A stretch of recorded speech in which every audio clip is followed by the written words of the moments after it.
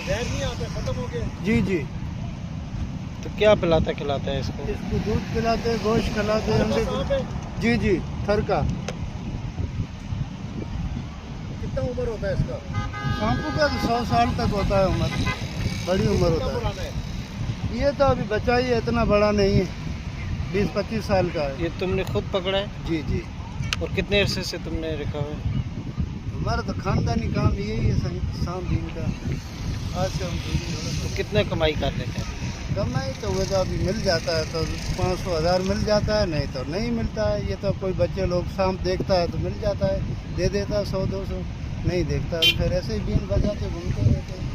सारा दिन कितने अरसे से कर रहे हैं?